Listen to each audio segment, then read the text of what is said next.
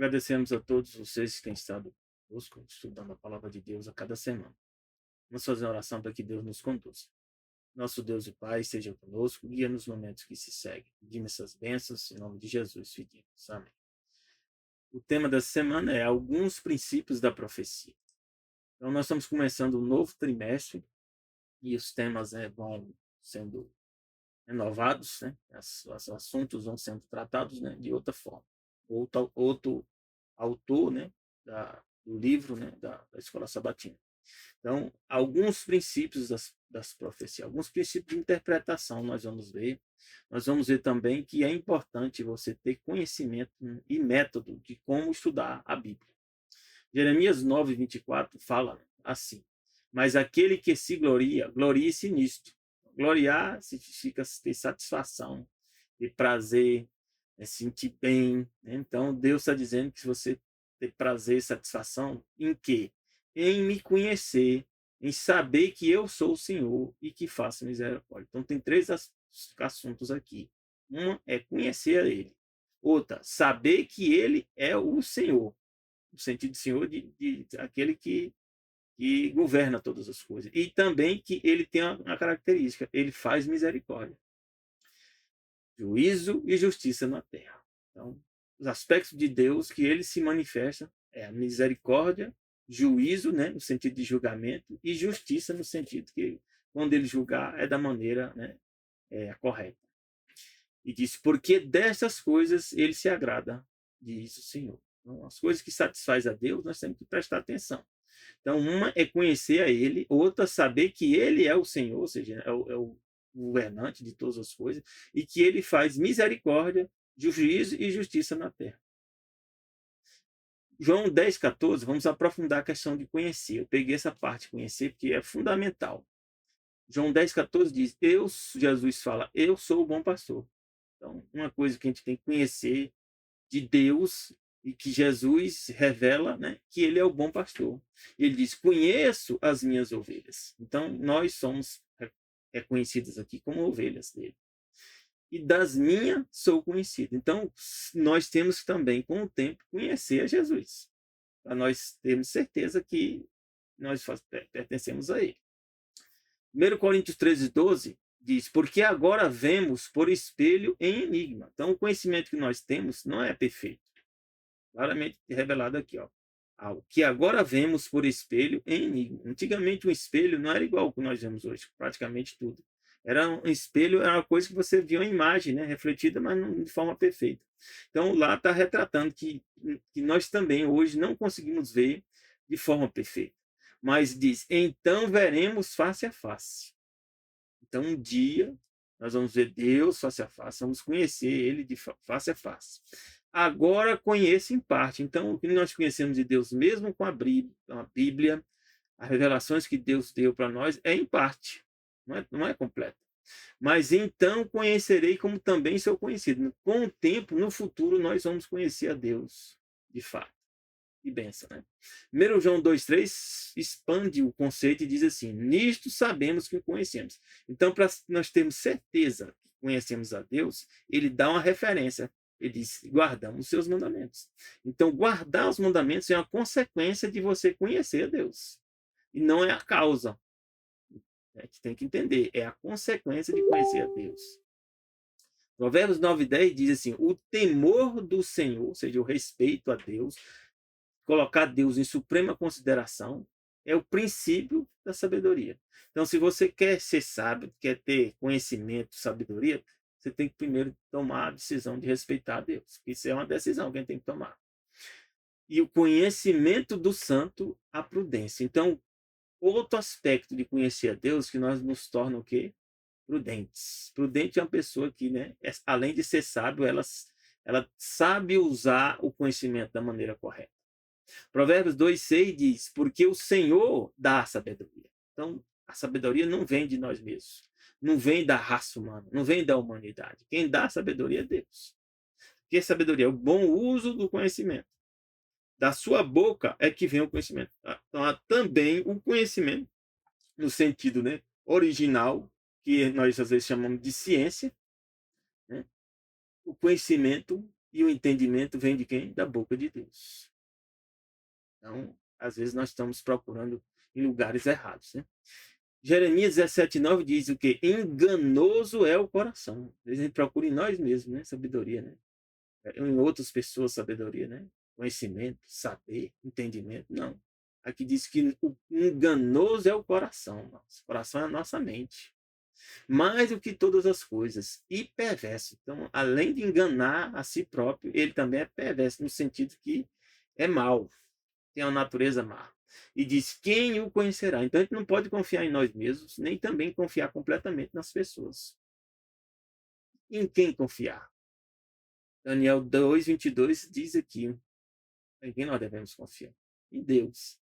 E Daniel diz que Deus, ele revela o profundo e o escondido. Então, até as coisas que estão profundamente dentro de nós, que nós não entendemos, ele pode revelar para nós. E o que está escondido também, ele pode revelar. Se você pedir, ele pode te revelar. E ele conhece o que está em trevas, as coisas que dentro de nós, né, são más, que a gente nem percebe, ou não tem compreensão que isso existe, Deus conhece. E diz que com Deus, com ele mora a luz. Então é importante nós nos buscarmos a Deus, porque ele nos conhece e ele sabe qual o melhor caminho que nós podemos trilhar. João 17:3 fala a parte principal de conhecer, da palavra conhecer. Diz, a vida eterna é esta. Deus nos promete a vida eterna. Ele diz, o que é a vida eterna? Que te conheço. Então, a vida eterna é conhecer a Deus. Qual Deus? Ele diz, a ti só, por único Deus verdadeiro. Então, Jesus estava falando o quê? De Deus, o Pai. Também estava falando de si próprio e Deus, Espírito Santo. Por ti, por único Deus verdadeiro. Único no sentido aqui, né? De um, não. Único da unidade. Porque Deus é um nome coletivo que representa Pai, Filho e Espírito Santo. Então, o Pai, Filho e Espírito Santo é o único Deus verdadeiro. E a Jesus Cristo a quem enviaste. Então, tem que conhecer a Deus, Pai, Filho e Espírito Santo, e a Jesus que foi enviado. Tornou-se humano, mesmo sendo divino. Então, isso é, de fato, a vida eterna. Se você conhecer a Deus, Pai, Filho e Espírito Santo, e a Jesus, né, a humanidade de Jesus, você, de fato, eu vou dizer você, não vou dizer de fato, mas o caminho que você vai estar trilhando é o caminho da salvação. Você pode, às vezes, abandonar o caminho. Deus diz para nós que nós temos que ler a Bíblia e termos sabedoria para ler a Bíblia. Mateus 24:14-22, Jesus cita, né, que o evangelho do reino será pregado em todo o mundo. Então, o evangelho são as boas novas, significa boas notícias. E o que é o evangelho? A Bíblia diz que é todas as escrituras, toda a mensagem de salvação. E foi revelada desde Moisés até chegar em João. E diz, vai ser pregado onde? Em todo o mundo. Então, se Jesus falou isso, que vai acontecer. Pode ter certeza. Em testemunho a todas as nações. Quando eu entendi isso aqui, eu demorei anos para entender. E diz que o evangelho tem que ser pregado em testemunho. Como é que o evangelho é pregado em testemunho? Com a nossa vida. Não é só dar uma mensagem, dar um folheto, né? Dar um estudo bíblico. Não, isso aí não é o evangelho pregado em testemunho. Não. O evangelho pregado em testemunho, Jesus está dizendo aqui, é nossa vida. Porque um folheto não dá testemunho. Quem dá testemunho é uma pessoa. É igual que quando você vai num casamento, você tem que ter testemunhas desse casamento. São pessoas que presenciaram e confirmam que aquilo ocorre. Não é o papel que garante isso. São pessoas. Então, Jesus diz aqui que o evangelho vai ser pregado por pessoas, com a vida delas, em todas as nações. E então vai vir o fim. Então vai vir um fim, não é por causa de um terremoto, de um tsunami, né, de uma guerra nuclear, da terceira guerra mundial, não é por causa disso, não. Uma quarta guerra, não. Vai ser a pregação do evangelho em testemunho. E diz, quando Jesus dá um exemplo, quando, pois, virdes a abominação da desolação, então, juntou duas palavras, abominação é algo que Deus detesta, que Deus é contra. Da desolação é aquele que destrói, uma abominação que destrói, de que falou o profeta Daniel. Então Jesus citou as escrituras, citou Daniel, citou a profecia. E a gente tinha que prestar atenção. estiver, né, ou está no lugar santo. O que é o lugar santo?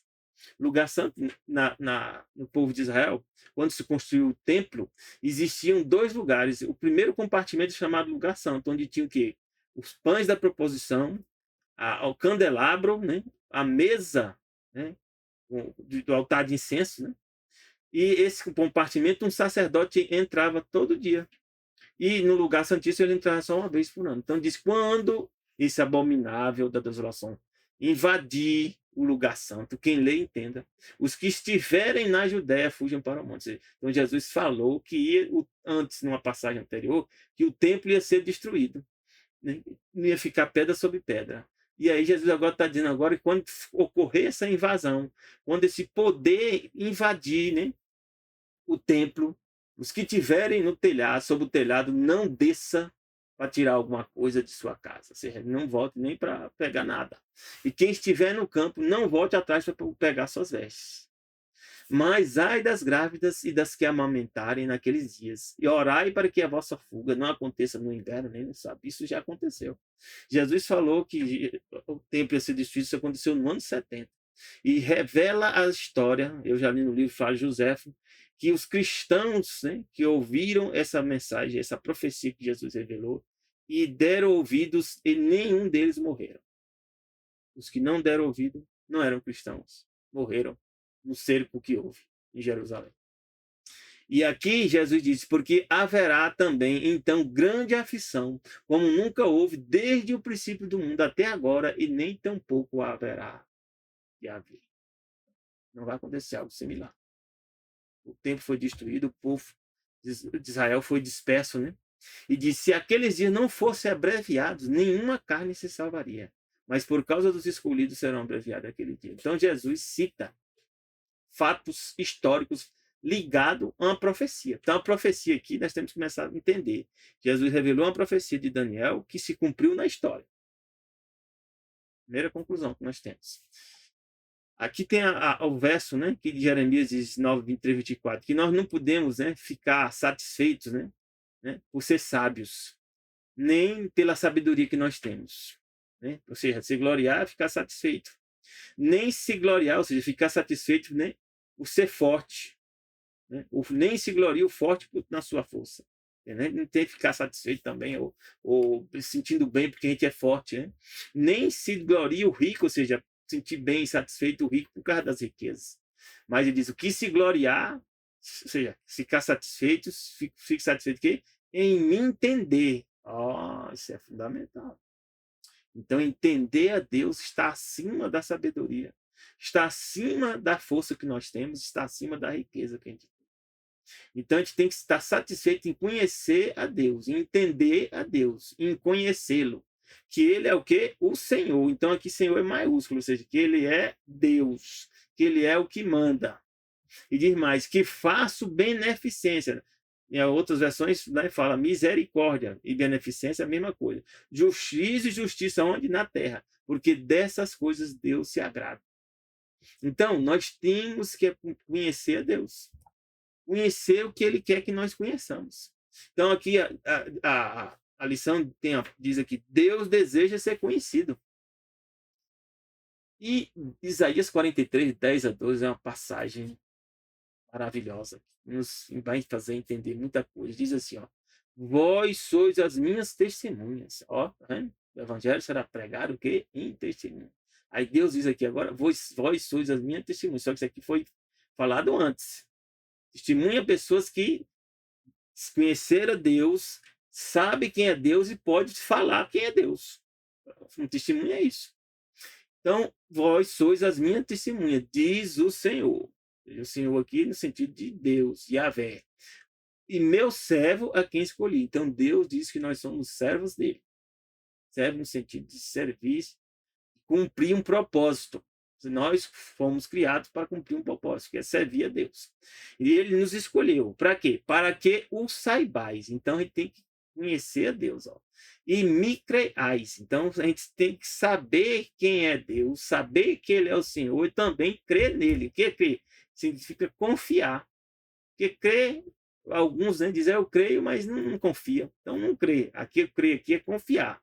E entendais que eu sou o mesmo. Eu mesmo que antes de mim Deus nenhum se formou. Então Deus já está falando de forma clara. Então aqui só tem duas opções. Ou Deus está mentindo, ou ele está falando a verdade. E a gente sabe que Deus não mente. Então ele está dizendo que nenhum Deus se formou antes dele. Ele diz, e depois de mim nenhum haverá. Acabou. Não haverá outro Deus. É só ele. E ele diz, e eu sou o Senhor, no sentido no original. Lá é Yahvé. Eu sou Yahvé. Fora de mim não há Salvador. Então você está dizendo que fora dele não há Salvador. E que Jesus é o nosso Salvador. Então aqui já estava sendo deixada uma pista que Jesus ia se tornar nosso Salvador. E também nosso Deus. É o nosso Deus. Eu anunciei e eu salvei. Quem anunciou? Deus. Quem foi que anunciou as mensagens aos profetas? Jesus. E quem dizia eu salvei? Quem salvou? Jesus. Então, você não tenha dúvida quem é Jesus. Jesus é Deus. E eu o fiz ouvir, também fez ouvir para mim e para você. Ó. Eu estou falando aqui porque Jesus um dia mandou alguém, né, conduziu alguém para me dar uma mensagem. E hoje eu estou dando essa mensagem para você. Então, eu o fiz ouvir. E diz, Deus estranho não houve entre vós. Deus não quer que haja Deus estranhos entre nós e ele. Pois vós sois as minhas testemunhas. Diz o Senhor, eu sou Deus. Que mata. Oh, glória e bênção. Salmo 147:5 diz, grande é o nosso Senhor, Yahvé. Grande é o nosso Yahvé. De grande poder e seu entendimento é infinito. O universo, meus irmãos, ele é infinito para os seres criados. Mas para Deus, não. O único que é infinito é o próprio Deus. É bem complexo, né? Olha a afirmação que eu fiz. Eu passei anos pensando nisso, né? E hoje eu entendo mais um pouco sobre isso, né? O universo é infinito por seres criados, mas não para Deus. O único ser infinito é o próprio Deus. E o entendimento dele é o quê? Infinito. Romanos 11:34-36 diz, porque quem compreendeu a mente do Senhor? Deus mesmo faz essa pergunta. Alguém entende a mente de Deus? Quem foi o seu conselheiro? Tem alguém que, né, consegue dar conselho a Deus? Ou quem lhe deu primeiro a ele? Se alguém tinha as coisas antes de Deus existir e deu para ele? Isso não existe, né? Para que ele seja recompensado? Está fazendo pergunta. Porque dele e por ele e para ele, ó, ele, ou seja, pertence a ele, por ele, a causa, a razão, o propósito por ele. E qual é a razão? Para ele, o objetivo de tudo que existe é para ele. Dele, por ele, ou seja, feito por ele e para ele. São o quê? Todas as coisas. Então, tá claro, nós também, né, pertencemos a isso, a ele. Glória, pois, a ele o quê? Eternamente. Romanos. Maravilha. Gênesis 17:1 dá um exemplo. Deus se revelando a nós, a mim e a você. Deus vai se revelar a você. Ele está se revelando aqui. Quando nós estamos estudando a Bíblia aqui, ele está se revelando. Ele está fazendo você compreender quem ele é. Gênesis 17:1, Deus fala, sendo, pois, Abraão da idade de 99 anos. Olha o que Deus fala. Apareceu Yahvé, o Senhor, a quem? A Abraão. O nome ainda era Abraão. E disse, eu sou o Deus Todo-Poderoso. Então, Deus próprio se revela como Deus, ou seja, a divindade, e Todo-Poderoso, ou seja, não há limite para poder. Ele diz, anda em minha presença. Então, Deus quer que nós andemos o quê? Na presença dele. Nós somos criados para andar na presença dele. E ser perfeito. Então, perfeito, o que é aqui? O que significa perfeito? De acordo com o propósito para o qual ele nos criou. Criou você homem para viver como homem. Criou você mulher para viver como mulher. E se você fizer isso, você está sendo o quê? Perfeito na presença dele. Isaías 44:6-8 diz assim, assim diz o Senhor, o rei de Israel. eu sou o seu Redentor. Então, Deus também, além de ser Senhor, ou seja, nosso, quem manda de todas as coisas, é Rei de Israel. Israel significa vencedor, Rei dos vencedores. E ele diz: eu sou o seu Redentor. Redentor é aquele que nos resgata de alguma coisa que aconteceu conosco. Ou seja, nós somos sequestrados por Satanás. Quando Satanás vence Adão e Eva, nós somos sequestrados. A humanidade foi sequestrada. Então ele vem nos redimir, vem nos resgatar. O Senhor dos Exércitos, ele se revela como o Senhor dos Exércitos. Eu sou o primeiro e eu sou o último. Fora de mim não há o quê? Não há Deus. Fora dele não há Deus. Então, tem a dúvida ainda se é um outro Deus? Quem proclamará como eu e anunciará isto? Então, ele que proclama, ele que revela. E o porá em ordem perante mim.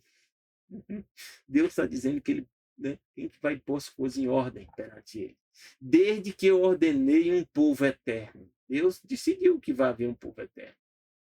Ele quer que eu e você faça parte desse povo. E anuncie as coisas vindouras que ainda hão de vir. Deus conhece o fim desde o princípio. Ele anuncia o que vai acontecer. Não vos assombreis, nem temais, porventura, desde então, não vos fiz você ouvir? Deus já está falando para mim e para você. Então, a profecia é o que? É a revelação do futuro. Não vos anunciei, porque vós sois as minhas testemunhas. Então, ele anunciou porque o propósito dele é que nós sejamos as testemunhas dele.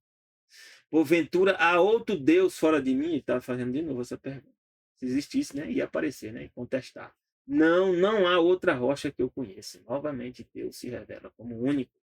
E aí vem esse verso, essa passagem, ó, Oséias 6,3, para mim e para você. Então, o que nós temos que fazer? Deus quer ser conhecido, ser conhecido por nós. Então, conheçamos a Ele e prossigamos em conhecer o Senhor. A sua saída, uma alva é certa. Deus vai vir de forma igual a alva. A Ele e a Ele a nós virá como a chuva. Uma chuva serôdia e rega. Essa chuva aqui representa porque é o Espírito Santo. Deus vai nos dar o Espírito Santo, a mim e a você, para nos guiar em toda a verdade. Se você aceitar Ele como Senhor e Salvador e Deus, isso é certo. Então, Deus, em alguns momentos, meus irmãos, tem muitas coisas que Deus sabe que nós nunca vamos saber. Tem coisas que Deus sabe e Ele revela para nós, né, em dado momento. Tem coisas que Ele vai revelando de forma progressiva, porque nós não conseguimos compreender. Então, nós temos que entender que tem coisas que Deus vai dizer para nós, aquilo na capacidade da nossa compreensão. E depois ele vai revelando mais. Daniel 12, 1-4, mostra isso de forma clara. Deus revelou as profecias para Daniel. Jesus citou Daniel. Mas Daniel não entendeu as profecias de forma completa. Ou seja, ele revelou, mas também não entendeu. E ele diz, naquele tempo, na profecia que está Daniel 12, está relacionada com o tempo do fim. O tempo do fim está relacionado conosco, as últimas gerações ou as últimas gerações vivas na Terra. Por quê? Porque a profecia de Daniel, ela nos revela que o tempo do fim começa no ano de 1844, século XIX. Nós já estamos em 2025.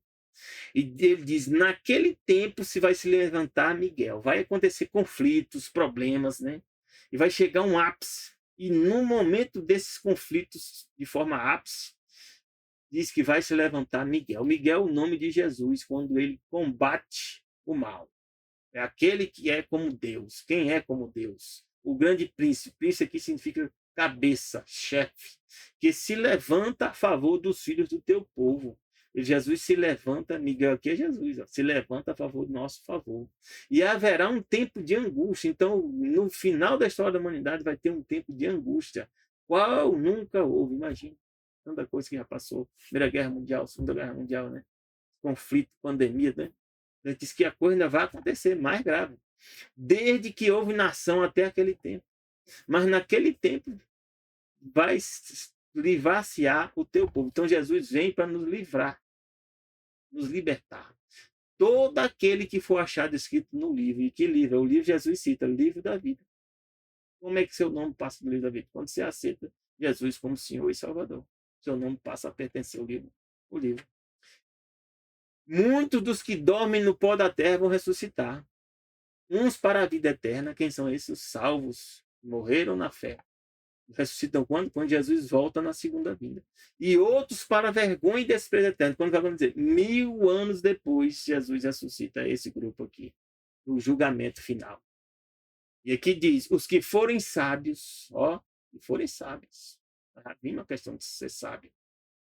Pois resplandecerão como o fulgor do firmamento, ou seja, igual estrelas. Brilharão como estrelas. E os que há muito ensinam a justiça. O que é a justiça? Jesus. Ensinam a Jesus, ensinam a verdade de Deus, como as estrelas sempre eternas. E diz, tu, Daniel, encerra, ou seja, fecha, encerra. Guarda. Porque estas palavras e sela este livro. Selar, sabe o que lá no original? E fechar. No tempo de Daniel, as pessoas não iam entender. Até quando? Até o tempo do fim. Então, depois do tempo do fim, as pessoas iam passar a entender. Então, o tempo do fim começou quando? 1844. E diz, muitos correrão de uma parte para outra. E o conhecimento, né, dessas palavras, né, ou seja, o conhecimento das profecias de Daniel, a palavra que é conhecimento mesmo, na original, vai se multiplicar. Então tem se multiplicado, tem aumentado. E eu estou aqui agora revelando para você as profecias de Daniel. Para o quê? Para multiplicar. Apocalipse 10:4 fala que tem coisas que Deus selou também, mesmo quando Deus revelou para João. Diz que João estava lá vendo as visões e Deus chegou em um momento, né? Apocalipse 10:4 diz, quando 7 trovões acabaram de emitir suas vozes, eu ia escrever. Mas ouvi uma voz do céu que me dizia, sela o que os 7 trovões emitiram. Não escreva. Tem coisa, meus irmãos, que Deus não revela, porque Deus está num conflito com Satanás. Então, o general, ele não vai dar todas as informações. Tem coisa que está só com Deus. Ele está conduzindo o conflito. Então, ele não vai revelar todas as coisas. Então, tem coisas aí que nós só vamos entender e perceber quando estiver acontecendo. João 16:12 diz assim, ainda Jesus mostra outro exemplo, ainda tenho muito que vos dizer, mas vós não podeis suportar agora. Lembra que eu falei? Que Deus revela, tem algumas coisas que é progressiva, porque a gente não consegue entender, não consegue compreender nem aquilo que foi revelado. Mas Amós 3:7, Deus nos dá uma certeza. Ó, certamente o Senhor Deus não fará coisa alguma. Então, quando ele for fazer uma coisa, sem ter revelado o seu segredo aos seus servos, profetas. Então, Deus revelou as coisas que já vai fazer. A primeira vinda, Deus revelou. A segunda vinda, a terceira vinda, a destruição, né, do mal. Deus revelou tudo isso aí. Agora, o entendimento, a compreensão pode ser progressiva. É por isso que a gente tem que estar buscando a cada dia. E aqui, Deuteronômio 29 fala, as coisas encobertas pertencem ao Senhor nosso Deus. Quem são essas coisas?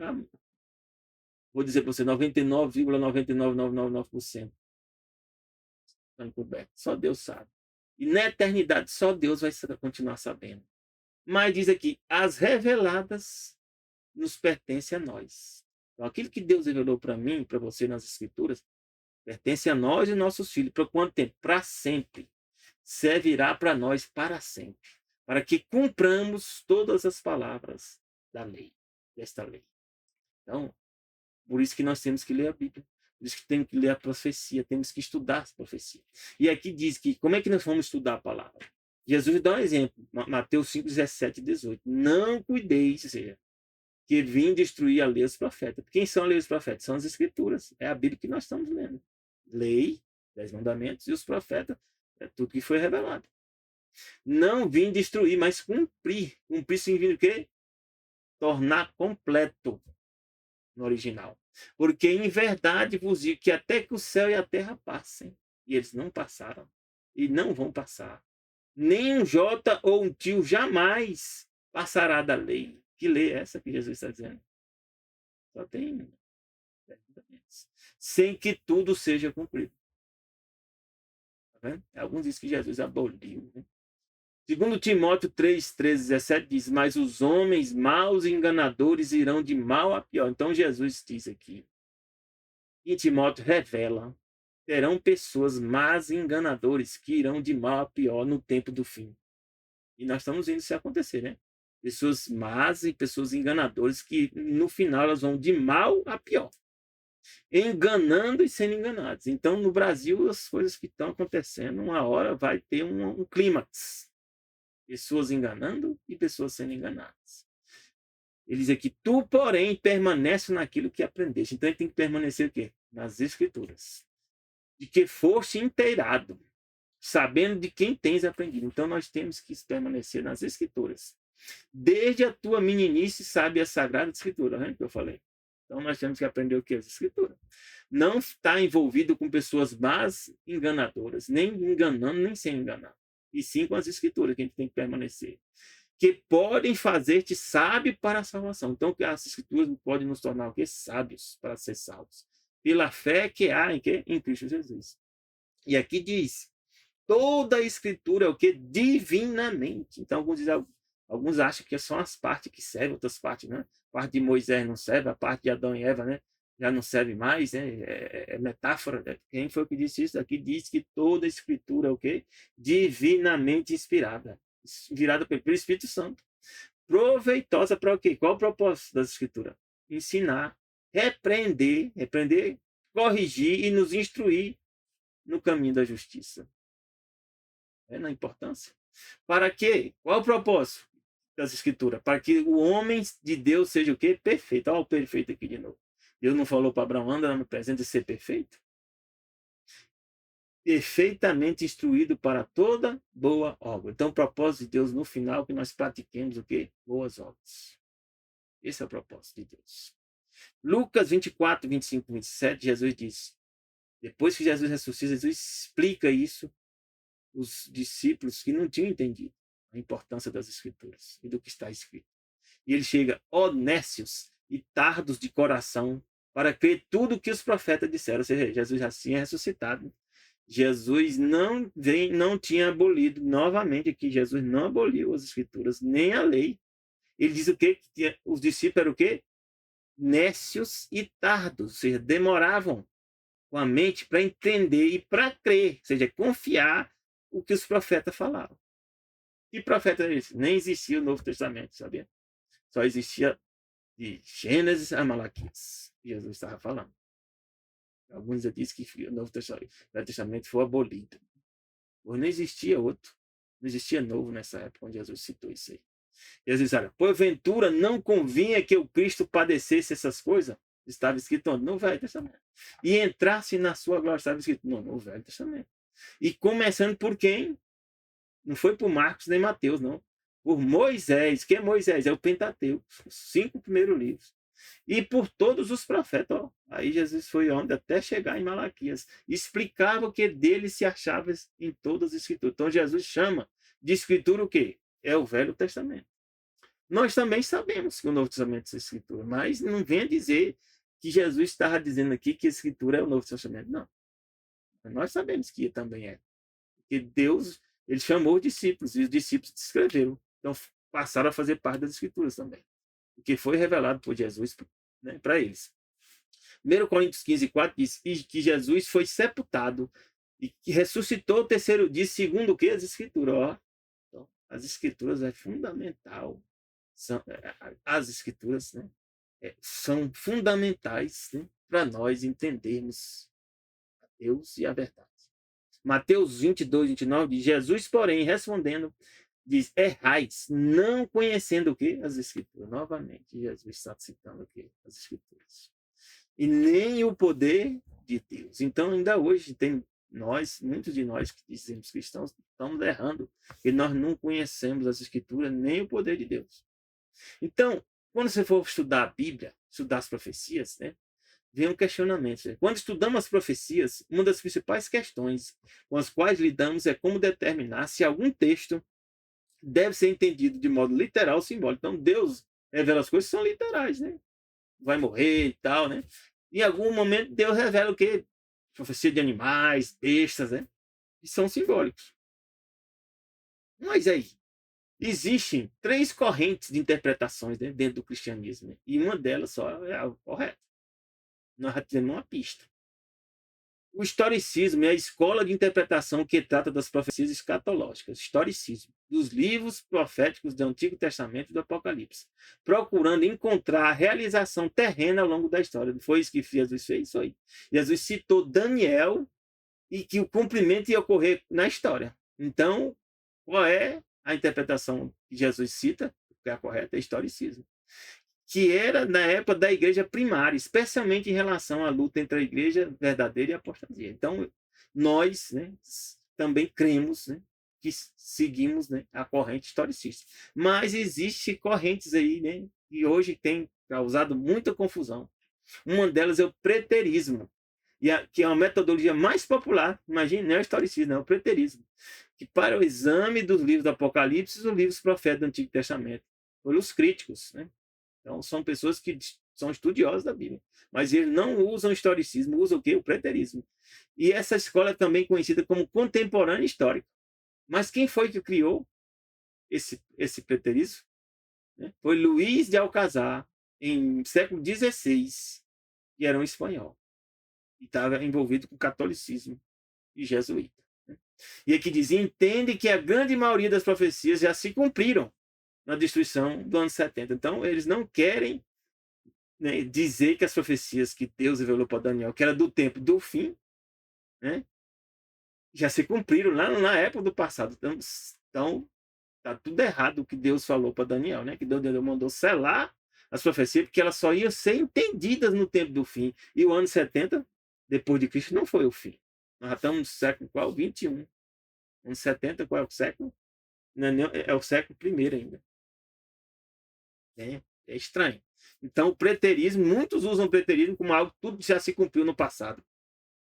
Deus, nem Jesus ensinam dessa forma, não. E aí tem a outra, que é o futurismo, a interpretação da Bíblia na escatologia cristã, baseada no cumprimento das profecias do livro do Apocalipse e os livros proféticos, né? E diz que geralmente ele diz que num futuro literal, físico, apocalíptico e global, né? O futurismo, né, tem variantes, né, antigas e modernas, que é o dispensacionalismo, que é muito, né, comum entre o grupo de evangélicos. Tem até o filme, né, Deixados para Trás, né? Diz mais comum entre os modernos evangélicos e protestantes. Mas quem foi que criou? Foi um padre jesuíta, né? E, às vezes, né, os evangélicos, né, pensam que não estão ligados ao catolicismo, né? Mas estão, porque foi Francisco Ribeiro, século XVI, que criou. E eles falam que tudo ainda vai acontecer. Ou seja, ele retira da história. Só que Jesus citou o cumprimento da profecia de Daniel na história. Quer ver? Vamos dar um exemplo aqui. Deus falou, né, que cumprimento ocorre na história. Vamos dar um exemplo. A profecia de Daniel 7 cita 4 animais, está vendo aí? Ó. É um leão com asas, um urso, né? Na boca tem 3 dentes, 3 costelas, na verdade, né?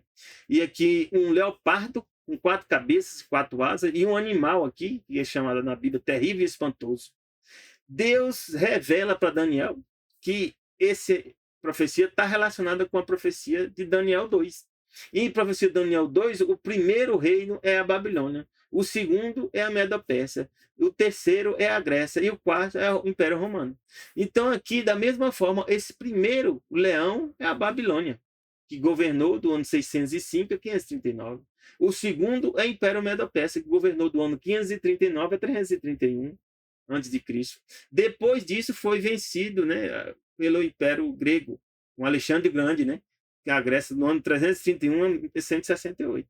E Alexandre o Grande morre, né, deixa 4 generais que representados por essas 4 cabeças aí, né, Cassandro, Lisímaco, Seleuco e Ptolomeu. Eles brigaram entre eles, né, e aí isso deu origem ao Império Romano. E aí o Império Romano governa do ano 168 ao ano 476. E Deus disse que desse animal, né, ia ter 10 chifres, que representava o quê? 10 povos, ou reinos. Diz que desses 10 chifres surge mais 11. Só que esse que surge, ele tem a cabeça, ele tem boca e fala. E aí está aí, representando a boca. E ele é chamado de chifre pequeno. E o que faz esse chifre pequeno? A Bíblia diz lá em Daniel 7 que esse chifre pequeno, Daniel 7, 21, fazia guerra contra os santos e ia prevalecer contra eles. Então, na história diz, o descendente do Império Romano que fez guerra contra os religiosos foi o poder papal. O poder papal alcançou o poder próximo do século VI, né, ano 538, e aí as pessoas que rejeitavam ele passou a perseguir. E lá diz também que esse chifre pequeno, para ele chegar, alcançar o poder, ele ia bater 3 chifres, né, daquele poder do Império Romano. Ele abateu 3 povos, né? O último, né, foi próximo do ano 538. E aí o bispo de Roma passou a ter poder. E aí diz aqui Daniel 7:21 que ele ia prevalecer e ia fazer guerra contra os santos. E aí a história mostra claramente que isso ocorreu mesmo. Vieram as inquisições, né, religiosas, as perseguições religiosas. E em Apocalipse 13, Deus chama esse chifre pequeno, em Daniel 7 é chamado homem vil, é chamado de besta. No verso 7 diz que ia fazer guerra aos santos, ia vencê-los e ia dar poder sobre toda tribo, língua e nação. Então Deus repete em Apocalipse 13, chamando o homem vil, que é o poder papal, e o chifre pequeno de Daniel 7 ia fazer guerra com os santos. Aqui é chamado de a besta. Né? A besta que sobe do mar. E aqui, Daniel 7:25 diz que esse chifre pequeno, que é o poder papal, ia proferir palavras contra o Altíssimo, ou seja, falar coisas contra Deus. Ia destruir os santos altíssimos. As instituições religiosas matou milhares, né, de cristãos, né? E ia cuidar de mudar os tempos e a lei. Então, Deus falou que ele, uma característica clara do poder do homem vil ou da besta era o quê? Tentar mudar os tempos e a lei. Na lei de Deus, o mandamento que trata de tempo é o sábado, é o 4º mandamento. Mas, além disso, se você ler na história, o poder papal não fez só isso. Também eles mudaram o calendário. Antes o calendário era juliano, e o Papa Gregório, né, do século XVI, mudou o calendário, estabeleceu um novo calendário, que é hoje chamado calendário gregoriano. Que é o quê? Mudar os tempos. Mudou o ano passou a ter 365 dias, acrescentou meses, né, janeiro e fevereiro, porque o ano começava em março, e Júlio César já tinha acrescentado, né, julho, dedicado a ele, e Augusto César, agosto. É por isso que nós temos o mês, né, o último mês do ano chamado dezembro, mas dezembro o número é 12, mas dezembro vem de 10. Novembro o número é 9 e é representado por 11. Outubro vem de 8, né, mas é representado por quê? Por 10, porque houve a mudança nos tempos, e aqui o que? Calendário. E diz que o povo santo de Deus ia ser entregue na mão por um tempo, tempos e metade do tempo. Essa profecia aqui é dos 1260 anos. Aí Deus repete isso, explica de outra forma em Apocalipse 13, verso 5, foi dada uma boca para proferir grandes coisas e blasfêmias, né? E deu poder para agir 42 meses. Então, se você não entender que Gregório mudou o calendário, mudou o ano, no passado o ano tinha o quê? Um mês tinha 30 dias e o ano tinha 360 dias. E aí, 42 vezes 30 dá 1.260, que é os 42 meses. De 30 dá 1.260. O poder papal ia perseguir os santos durante 1.260 anos. E novamente isso se cumpriu na história. O poder papal surge próximo do ano 538 e ele governa até o ano 1798, quando o francês, né, Napoleão Bonaparte, maçom, grau 33, enviou 3 maçons, né, Massini, Garibaldi e Cavour, para prender o Papa Pio VI. E esse Papa foi preso, e ele morre, e eles nomeiam outro Papa. Tudo profecia se cumprindo o quê? Na história. E aí Deus fala, Apocalipse 3:2, quem é que deu poder à besta, que é o poder papal? Ou é o chifre pequeno? Ou é o homem vil? Aqui diz, Apocalipse 13:2, a besta que vira semelhante ao leopardo. Que leopardo? O povo grego. E seus pés como o quê? O urso sabendo o quê? O povo medo-persa. E a boca como de leão, que é o povo quê? Da Babilônia. E diz que esse animal, quem deu poder deles foi o dragão. E o dragão, nós sabemos que é Satanás. Está lá em Apocalipse 12, 7 a 9, se você tiver dúvida. Então, o dragão foi que deu poder, trono e autoridade para quem? Para o poder papal. Então, o poder papal realmente teve trono e teve autoridade. E a Bíblia diz que eles iam ser feridos, mas iam restaurar o poder no tempo do fim. E, de fato, está quase restaurando de forma completa. Já lá em Daniel 11, fala do homem vil novamente. E esse homem vil, que é o quê? O Império Romano, no início, e depois passa a ser o poder papal. Na fase do Império Romano, diz que esse homem vil, que é o poder, é o Império Romano, e o quê? Tirar o sacrifício diário, no Daniel 11:31. Quem é o sacrifício diário? A morte do Cordeiro. Então, de fato, o Império Romano foi quem matou Jesus, que é o Cordeiro. E aí, Daniel 8, chifre pequeno, diz que o chifre pequeno aqui vai lançar o santuário, vai lançar o santuário por terra. Então, o chifre pequeno aqui, que é na fase do Império Romano, ele ia deitar por terra o santuário terrestre, que foi o que Jesus falou, que ia ser destruído, e foi destruído no ano 70. E aí, depois que esse homem viu, ou seja, o chifre pequeno, e depois torna-se o poder papal, ia estabelecer a abominação desoladora, e aí no verso 13 aqui, Daniel 8, transgressão assoladora, é o mesmo poder. E ele disse que ele ia ter o governo um tempo determinado para o fim dele. Aqui também no chifre pequeno diz também que tinha um tempo determinado para o fim dele. E diz que no 11 o homem viu e o chifre pequeno ia se engrandecer contra quem? No verso 36 de Daniel 11, contra o Deus dos deuses. Quem é o Deus dos deuses? Nós pensamos que é Deus o Pai, né? Pois aqui em Daniel 8 fala que é o príncipe dos príncipes, no verso 25. Quem é esse príncipe dos príncipes? Jesus. Então, Jesus é o Deus dos deuses e é o príncipe dos príncipes. Né? Assim como o Pai também, assim como o Espírito Santo também.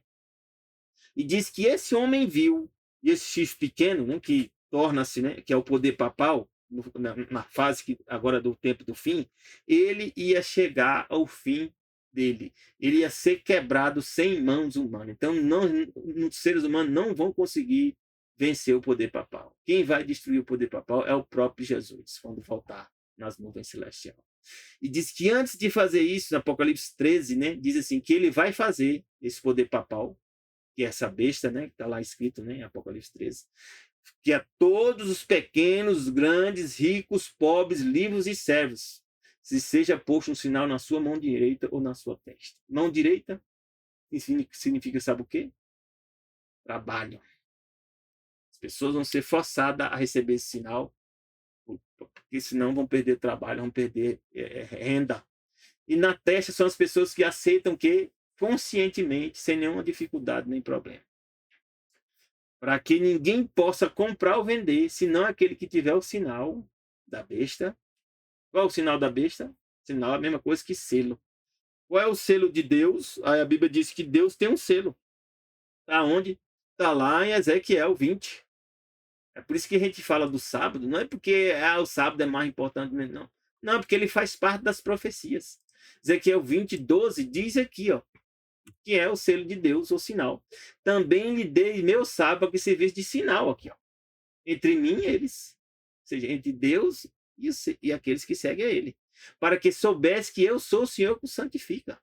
Então, 20:20 diz, santificai meu sábado, e vai servir de sinal entre mim e vós, para que saibais que eu sou o Senhor vosso Deus. Então, se o sábado é o sinal de Deus, qual é o sinal da besta? Domingo. Por isso que está vendo o Papa Francisco e todos os papas indicando que as pessoas têm que parar um dia e que esse dia de guarda é o domingo.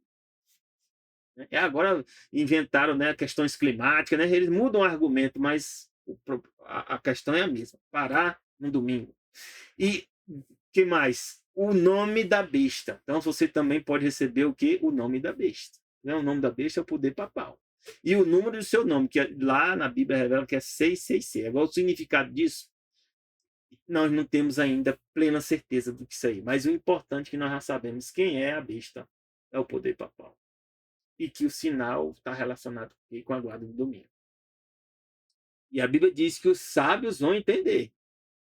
Aqui fala, os pastores e o povo declaravam, né, que as profecias de Daniel e Apocalipse eram mistérios incompreensíveis. No entanto, Cristo chamou atenção ao seu discípulo para as palavras do profeta Daniel, justamente, ele citou Daniel, que aquilo ia acontecer na época deles. Quem lê, entenda. Então, Jesus foi o quê?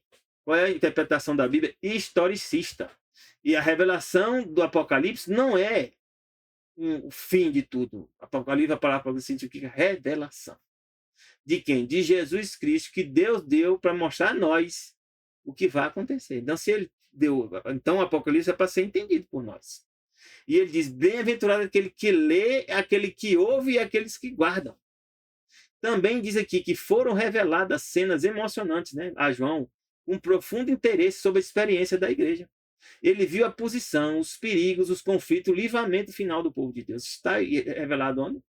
No Apocalipse. E o Apocalipse é para o quê? Para explicar o que não tinha sido entendido nas profecias de Daniel. Ele registrou as últimas mensagens, né, João, o que ia acontecer na Terra, para nós, que somos o povo do tempo do fim. Isso está revelado aqui no livro Grande Conflito. Foi um dos livros que eu li antes de batizar, e eu recomendo a você ler também, para entender o que está acontecendo hoje. Daniel 12, de 8 a 10, diz o quê? Eu, pois, ouvi, mas não entendi.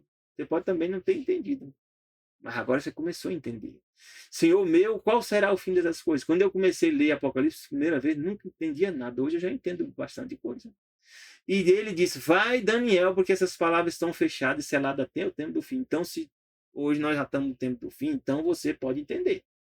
Muitos serão purificados, embranquecidos e provados. É o que está acontecendo conosco. Eu mesmo estou passando uns apertos, viu? E eu sei que faz parte da purificação e da aprovação, para meu preparo para o céu. Mas diz que os ímpios vão proceder de forma ímpia. Então, nós não devemos fazendo parte desse povo, dos ímpios, não. Ímpio é a pessoa que se opõe a Deus, que se rejeita a Deus. E diz que nenhum dos ímpios vai entender. Então, eu espero, meu irmão, se você não está entendendo, que você passe a entender. Porque no final a Bíblia diz que os ímpios são os que não vão entender. Então, a gente tem que buscar entender, porque nós temos que fazer parte do grupo que será salvo. E diz, porque Deus chama o quê? De sábios. Os sábios entenderão. Que Deus te abençoe e que você faça parte desse grupo dos sábios. Que Deus te dê um bom fim de semana e já deseja que você um feliz sábado, que começa quando? No pôr do sol da sexta, ao pôr do sol do sábado. Graça e paz de Deus para ti e teus familiares. Amém.